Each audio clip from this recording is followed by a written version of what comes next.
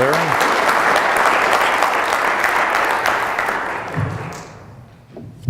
So I'm not sure what's harder to follow, either Tony's presentation or a presentation clearly about failure. It gives me high hopes for today.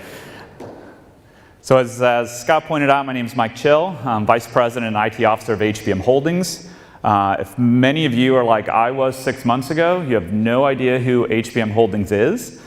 So we are an investment management company headquartered in Clayton. We buy and hold mid-market manufacturing companies, predominantly in chemicals and minerals, transportation, energy, and most importantly, industrial products, which is where my background comes from prior to joining the company. I was with a global manufacturing company headquartered in Charlotte, North Carolina, and just moved back to St. Louis about 6 months ago. So good to be back, learning the city. It looks very similar from 12 years ago when I was here, but some new things. And since joining HBM, my focus has been a lot around centralizing, standardizing, and getting to know our businesses and focusing on the strategic and operational aspects of the IT organization. One of our larger businesses, Mississippi Lime, is a St. Louis-based company. Craig Mullenhoff is here with us today. He's the IT leader for that business. Some of you may know him. And my role at HBM is multifaceted. So I cover IT, but I sit on our leadership team. I focus on guiding the business strategy for our company and our portfolio companies, as well as in our investment committee. So looking at possible acquisitions, we look at anywhere from 15 to 20 companies, very, very focused over the course of any given year.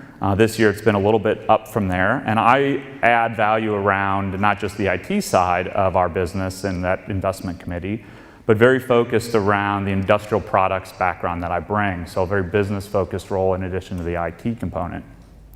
So I think that background gives a nice complement to what I wanted to talk about today, which is, I think, a nice complement as well to Anthony's conversation. I think you'll see we use some of the same words throughout our presentations. It definitely wasn't planned that way. I think as technology professionals, we continue to look and desire a seat at the table. We're seeing greater access at the CIO level. Some of that is based on market. You know, our companies are changing, automation and digitization and other things are driving our organizations to need more technology, horsepower and brain power at that table. And others is we're still looking for that. We're still looking for a nice complement as our HR and our finance peers may have throughout the organization, so lower than the top levels. So my point today is really to talk about some behaviors and some approaches that we can take as leaders and we can instill in our collective individuals around how we can increase our recognition as business leaders. I believe that's the first step really to be seen as a business partner, is we have to be invited to the table. We have to have that opportunity, and I think there's some things that we can do to increase that. So I put those into a couple of different buckets. I think the first is really seeing the big picture. It's kind of a macro approach to this. And so I think it's very important to know how the company satisfies its clients. So understanding your competitive landscape, the products you make at a very focused level, understanding our long-term strategy and where the company's going. We bring a nice complement of technical background and technical expertise that when we look at where our company may be going long-term, we can understand 2, 4, 5, 10 years ahead where technology is going. So if you think of a company like Panera, for example, 15 years ago, no one probably thought we would be placing kiosks, ordering our own food out of kiosk. And someone there in that organization may have seen that and seen that as a future trend. So that's an area where somebody, I would suspect, if any Panera people in the room can help me out with that one, but it seems logical that that's something that they've moved forward on. And that came from the IT organization or a technical background and is really a key focus of their business now. The other piece I think is very important is what I think of as getting into the wild. So that's getting away from your desk. We oftentimes sit in a location or sit in a remote location where we don't see where our services are delivered or our products are made. And I think that's really important for us as business leaders to understand that. There is I think naturally IT people have an intellectual curiosity that lends to wanting to understand how something is made, how it's engineered. I think many of us come from engineering backgrounds. And so getting out and seeing how those are made, how the products are made, services, as I said, and talking to the people that make our product or deliver the service. I think we can get great insight from the people that are physically manufacturing every day, understanding where their challenges are, where there might be opportunity for us as technologists to have a conversation and a dialogue with them around areas of opportunity, things that we can do to drive productivity or to increase data exposure and transparency throughout a process is really important. And lastly, and what I think is probably the most important, is experience how those products are used. And because we are ultimately a service organization, it's helping the organization deliver that service in many cases. And so understanding how the customers use it, I believe, is pretty impactful. If you ever have a chance to meet with a customer, many of us probably are customers of our company's products. Always good to have those conversations and dialogue. I feel like on the other piece, at the micro level, it's really finding common ground with our peer group. And so from that perspective, I think of it as relating to our non-IT peers. So this goes back to a little bit of that common nomenclature that Anthony talked about earlier. I'm always interested in learning about the different education backgrounds of people, whether it's engineering or whether it's computer science. And when you come into a business organization, making sure or understanding if you know the difference within business components. So I think of it as learning the difference between a sales order, a work order, and a purchase order. You can come up with that in any way, but really it's understanding the capabilities and components of your business and how things work in the peer group around you that aren't the technical folks inside the company.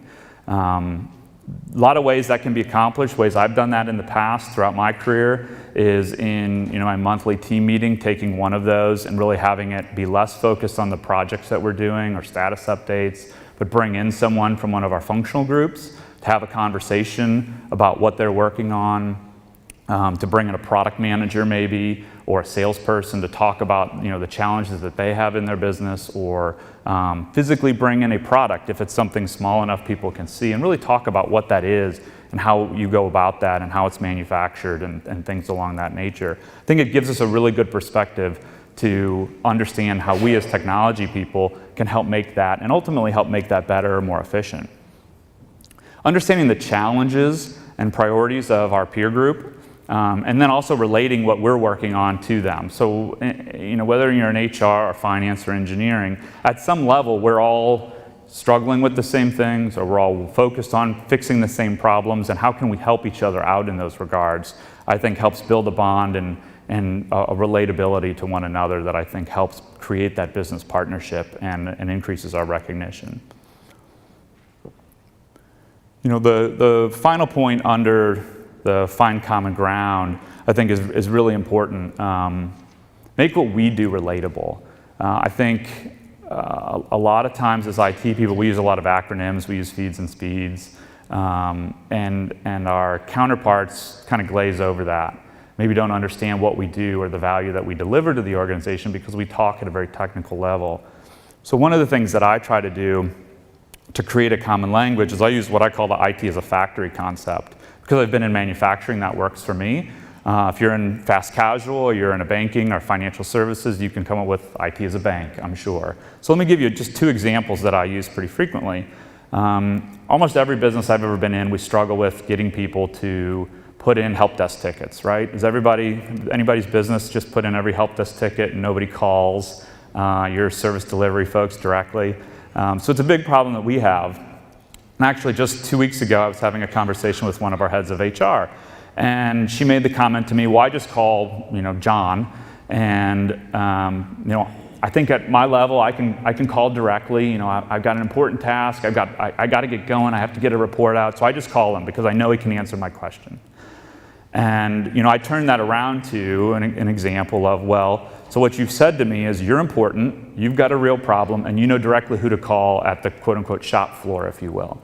So what if one of our customers, pick any number of customers, Nucor Steel, for example, they are running a production line and they run out of the product that we sell to them. Is it acceptable for them to call directly to our factory and say, I'm a really important customer, I've got a production outage, and I need you to stop everything to help me fix my problem? And the answer before I even finish the example is usually a lot of no, that's not acceptable, we would never run that way. It circumvents demand planning, it circumvents raw material purchasing, and all those things. I think it's a very similar concept that we face, and so usually trying to get that as an example, I get a little bit more acceptance. Now, do they always then turn to putting help desk tickets? No, but at least there's some understanding and we're working towards that. The other concept I hear a lot about or pushback is, why can't IT just get started? I know what I want them to do, just get started, thinking about a project or an application deployment. And I turn that around to, another example as it relates to that is when we are selling a new product to a customer, we would never just order some raw material and send it into the factory and have them start turning steel or bending metal or what have you. We want to understand what they want to accomplish. We want to understand the problem, i.e. gather requirements. We want to understand the steps involved, the bill of materials, the work order or work center routings, factory routings. We want to understand the cost accounting aspect and who's going to work on the product and how long. All of those things they're just a project plan. They're no different than when we want to understand business requirements and initiation and prioritization and design, and we work through our process. And Agile helps us with that. It helps us speed things up along and cut out some of those, what I think our business counterparts feel like extra steps up front. But all the same, I think the component holds true. Usually when we use examples like that, I find in my experience it's been, again, a better understanding, and we continue to move forward with some business partnership and just relationship building, I think, in general, which is always positive.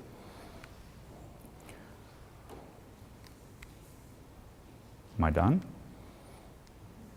Well, I only had one more slide, and I remember what this one is.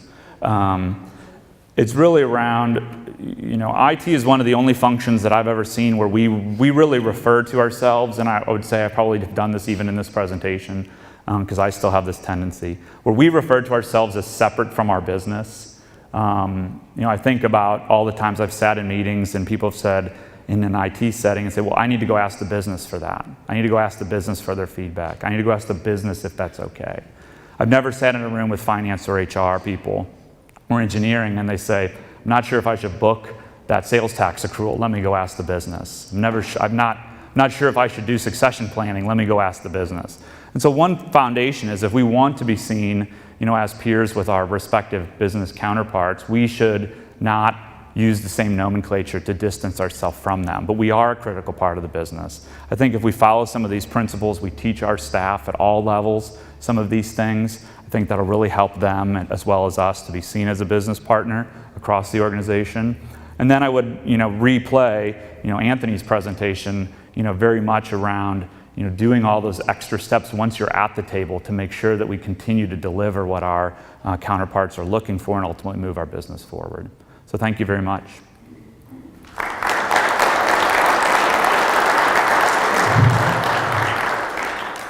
Will you take questions? Sure. Any questions for Michael? Steve? Yeah, Michael, Steve. a lot of times, where does this initiative start in trying to create the idea that the IT is a factory and trying to get that understood throughout the organization? Is that go across branches? Is that something that starts with IT, or where does that start? The way I've started in the past is typically it starts in IT. I didn't show today, but I have I've created a diagram of like a factory and made one part of that diagram factory words and one part the IT words, and I use that just as common presentations to different functions. One of the things that I do a lot of is try to get out and meet with the different people and attend a staff meeting for the finance organization or the engineering organization and talk about what IT does in non-technical words, business solutions, to use a point made in an earlier presentation. And then the other piece is, I'm not the only person that should be doing that, but it should be embedded throughout the organization. And so how is that used in my staff meeting and other individual staff meetings throughout the organization to try to create that common culture, if you will, is where I've seen it work the best. So you're trying to change, a lot of organizations see IT as the department of no. You're trying to change that to IT department of how? Yes. Yeah, one of the concepts I talk about is we're not the no department, we're the yes but department. And so it is that, yes, I can do that, but here's what we're going to need, or here's how we do it, or, so it's a department of how, but it is about getting to that place where we're all working towards the same goals. I mean, at the end of the day, I would argue every organization or every component of a business is a service organization. I think too frequently people will say IT is the service organization and everybody else is not. Sales is a service organization. Their services, they're delivering their customer, a sales opportunity. Engineering is delivering drawings to make that customer happy, et cetera, et cetera. So, yeah. Anything else? All right, thank you guys.